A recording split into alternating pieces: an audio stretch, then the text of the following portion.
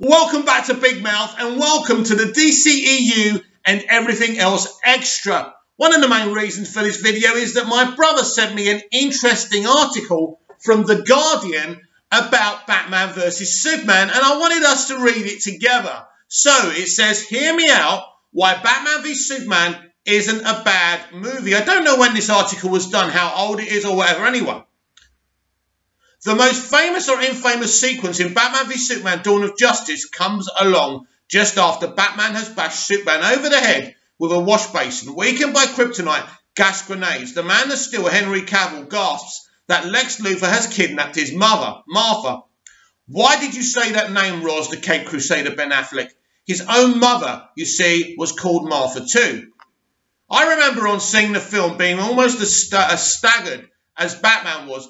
I'd been a superhero geek for decades, but I'd never noticed that the mothers of DC Comics' two most iconic characters had the same name. And yet Zack Snyder, the director of Batman v Superman, or one of the writers, Chris Terrio and David S. Goyer, hadn't just spotted the coincidence, they'd have imagined the impact it might have on the characters in question. Given that Batman's parents were murdered when he was a boy, and that Superman was adopted by Martha Kent after his own biological parents were vaporized in a planetary catalysm.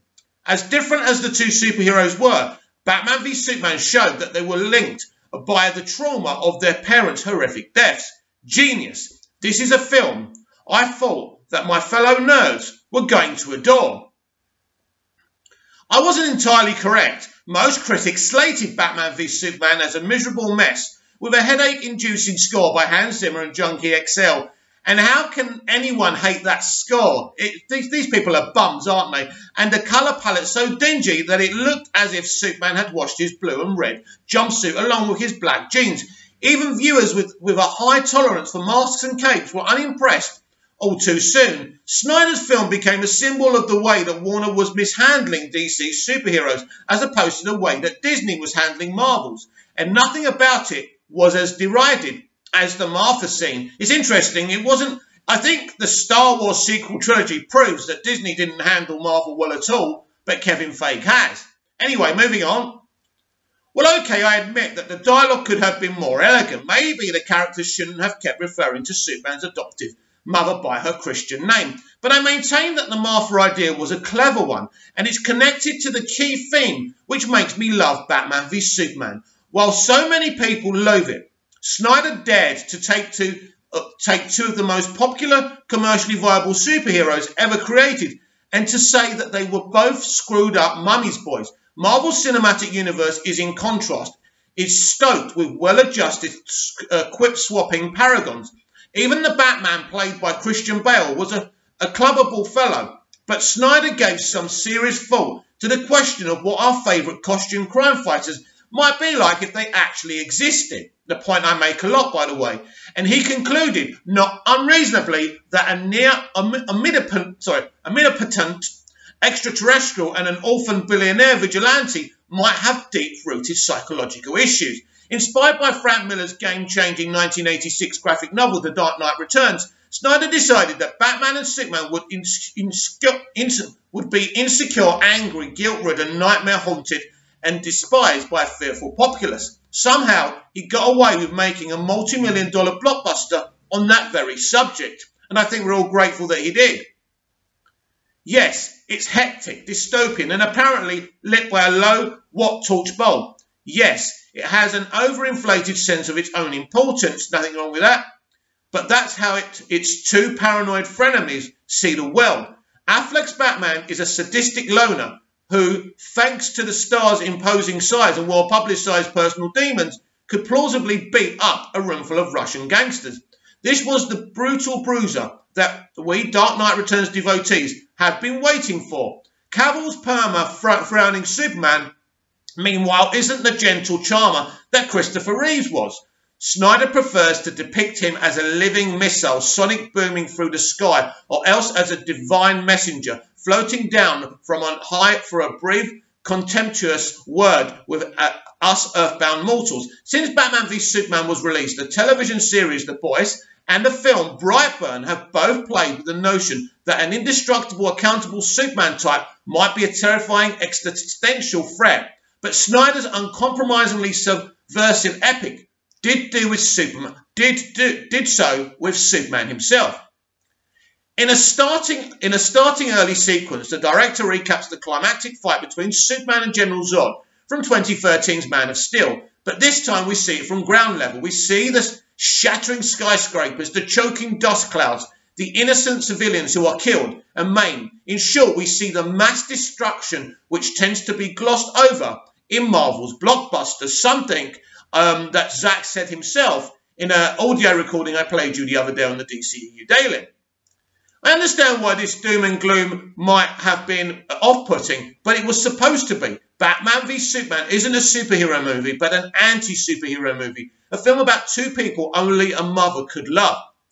Batman v Superman is available, blah, blah, blah. Yeah, we don't need to know where it's available. We know where it's available.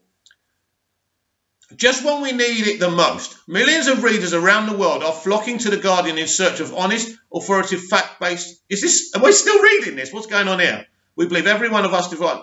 So let's read this, because I don't know if we're still talking about Batman v Superman here.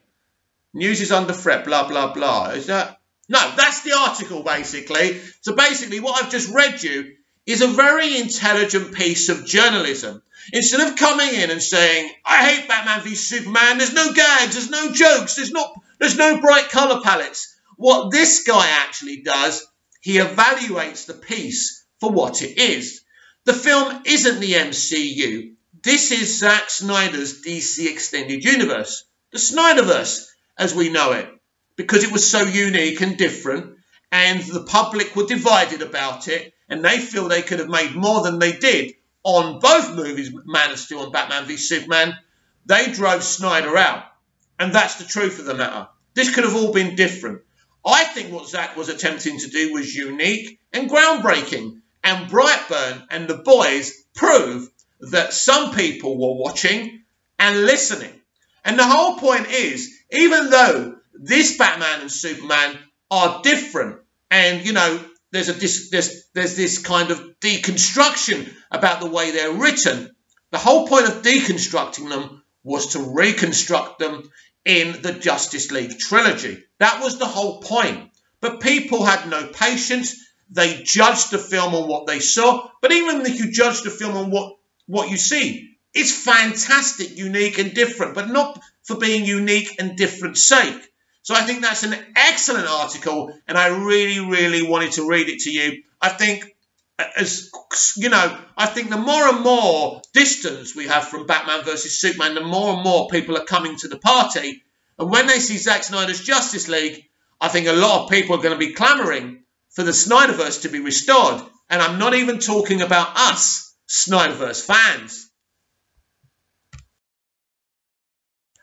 We have a few things to talk about here on the DCEU and everything else extra, because we've heard that James Bond has been delayed, but the Bond movie No Time to Die has been delayed to October again, and Christopher Nolan, according to rumours, will not be returning to WB for any future projects.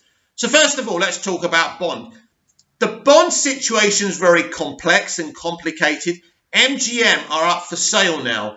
And there's big, big rumours, and people are telling me that it's a very realistic kind of destiny, should I say, that No Time to Die will end up streaming on Netflix, but not for the reason that you think.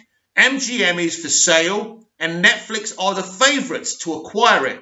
If Netflix were to acquire it, this would be very controversial for, let's call them the movie theatre Nazis. Ever since the pandemic, ever since kind of Warner Brothers breaking the release window, which we'll talk about as we talk about Christopher Nolan's divorce with Warner Media. But there's been this kind of dystopian divide between consumer. Oh, we want movie theatres reopened. We don't want to see things in our homes, on TVs, blah, blah, blah. But as the world changes, and this pandemic isn't going away, as we get newer strains of COVID-19, we could be in this battle, because it is like a world war. It is a battle. It's just not with a human enemy. It's with a virus. We could be doing this for the next 5 years. The reality is the world is changed, and we and the entertainment industry must change with it. They must find a way that they can make some kind of a profit on everything that they make other than movie theatres, right? That's just the reality of the situation. So you can keep on delaying Bond, you can keep on delaying films, but what we're seeing now is that the decision from Warner Brothers, Warner Media, to break the release window was the correct one. Now, so as we move on from No Time to Die to Christopher Nolan's apparent divorce from Warner Media, I just read someone saying, oh yeah, another nail in Warner Brothers' coffin. No, it is not. It's a nail in Christopher Nolan's coffin. Right, I read an article that they were saying Christopher Nolan isn't upset about himself. He's upset about people getting their residuals. Well, guess what? Christopher Nolan got his residuals for Tenet because he had a theatrical release. But guess what else? Everybody else who's going to have their releases, their movies, on HBO Max and in theatres where available will get the same residuals that they would have done. Jason Kilar and Ann Sarnoff have made sure of this. So breaking the release window has not shortchanged any of these creatives. So Christopher Nolan putting this propaganda out that he doesn't, you know, it's not about the movies being in theatres so much, it's about the residuals, is simply not true. In fact, it's a blatant lie, just trying to get the public and everyone onto his side and against Warner Media. He was insistent that Tenet went into theatres at the worst moment of the pandemic globally, but especially in the US. He was quite happy to put moviegoers at risk from COVID-19 just so he could have his wet dream of seeing people watching his film in IMAX in the movie theatre. People don't matter to these people. Simple as that. He's so obsessed with the theatre experience that he was willing to risk people's lives. But Warner Media wasn't. So they found another way to make money. You cannot delay a whole release window because you're still going to make more films for the next year.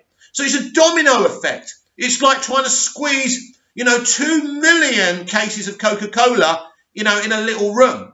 In the end, the cola's going to burst and it won't be able to be consumed. And it's the same with all these movies. They have to be released because they're still green-lighting other movies. They can't stop green-lighting things. It's a quandary.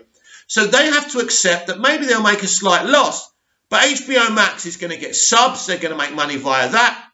And via movie theatres where open, you're looking at the potential of 200 to 300 million.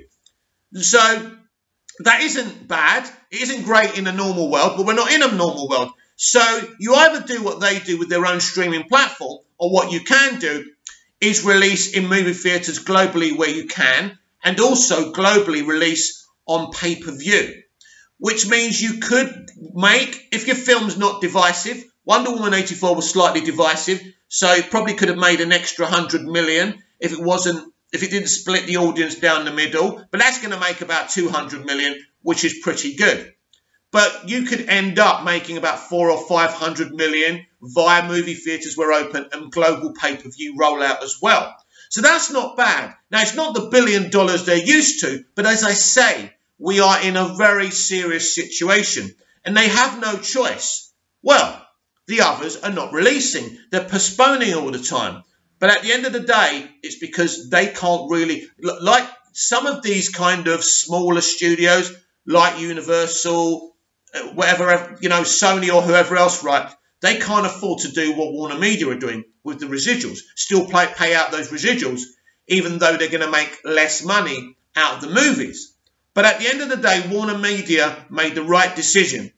And Christopher Nolan doesn't care about residuals. He doesn't care about people getting their money. Because guess what? Warner Media are going to make sure that, all these people do get their residuals. So there's no issue there. He decided to take issue because Warner Media can see the world has changed through this pandemic. He cannot accept it. He cannot accept it, right? So he wants them just to release theatrically where open, right? That's it. So you're looking, as I say, a potential of 200 million, 300 million, right? Maybe a bit less when the films are not that hardcore, something that people are desperate to go and see. And so Warner Media have done the maths and they've said, look, we can still make a lot of money out of this. We can't make what we normally make. Let's take it on. You know, we could be in this situation for a while yet. Let's just release the films and make as much money as we can. This is logic, my friends. So Warner Media have not done the wrong thing. I'm sad about Nolan going, but I'm not devastated because at the end of the day, I don't think he's at his peak anymore anyway. And at the end of the day, he's clearly not a reasonable person and he's not thinking very clearly. Because if he's going to move away from a studio because they're doing the right thing, the logical thing, because he can't see out of his own backside, then that's just his problem, isn't it? Finally, I have seen episode 3 of WandaVision. Even as a die-hard DC fan, I do love WandaVision. I think it's great. I thought episode 3 was sensational. I'm not going to spoil it for anyone because people take ages to watch these things on streaming, but I think it's really, really good. I love Paul Bettany, and I forgot her name, who plays Wanda. I think she's amazing. She's sensational. They both are. They're great together. I like the concept of this 50s, 60s sitcom, but really something deeper is going on here. You know, either they've been trapped in there or they're hiding in there. It's clear that she's done something to Vision's mind, so he doesn't realise what's going on. I think maybe once you're in there, you don't have clarity of what's happened in the outside world beforehand, so you actually believe you're from this world. It's very interesting when we saw the woman of colour and we saw was it the sword kind of necklace or whatever it is. I've never read WandaVision. I've never read that element of Marvel Comics before, so I don't know that much about it. But yeah, it's shaping up to be great. And I spoke to my brother-in-law the other day on the phone because he's in the UK. I'm here in Cyprus, and they were saying we can't sit through it. We don't want to watch it. I said, whether you want to sit through it or not, if you're an MCU fan and you want to carry on watching their content, you have to watch this or you won't know what's going on when you watch Doctor Strange and the Multiverse of Madness. My prediction, we will definitely see Doctor Strange before the end. He'll probably help pull them out of that world they're in. So something's, you know, deeper and darker is going on here. But I love the whole thing with her being, yeah, she's pregnant. I will spoil a little bit, right? I'll spoil a little bit, right? So go away if you don't want to find out what happened. Basically, at the end of the last episode, she finds out she's pregnant. And obviously, she's not a normal person, so the pregnancy is coming along quicker. So basically, spoiler alert again, they have twins. And so I don't know if these twins are just in the fantasy in this world or when they finally leave this sitcom universe, if they're still going to have these twins. I'm assuming those twins will grow up to be superheroes and they're going to, and Feige will keep that element. But this is a really great, I suppose, beginning. Are we in phase 4 now? I think we are. So this is a really, because they took a break last year because of the pandemic. So I like this. It's very, look, it's a very interesting concept. And unlike some people who are kind of surprised at this show and the way the MCU is going with it, I'm not surprised. When they announced it, I knew what it was. I wasn't that excited about it. But once I saw the first 2 episodes, I realised what Feige was attempting to do. And I think it's great. It reminds me of like going back to the old days of mystery box TV with Lost and J.J. Abrams' Alias. I like that kind of storytelling. I've kind of worked out, I think, where we're going with it. I'm intrigued, excited, and the comedy element is fantastic too. And the supporting characters are fantastic as well. So I'm really enjoying WandaVision, and that's a big statement from a DC fan. Anyway, tell me what you thought of that article I read. Comment down below. What do you think of Christopher Nolan's proposed divorce from Warner Media? I'm fine with it. I don't think this is a nail in Warner Media's coffin. It's his loss, nobody else's, because there's plenty more creatives in the sea, everyone. Comment down below. Like, share and subscribe, and I'll be back tomorrow with more videos. See you again soon.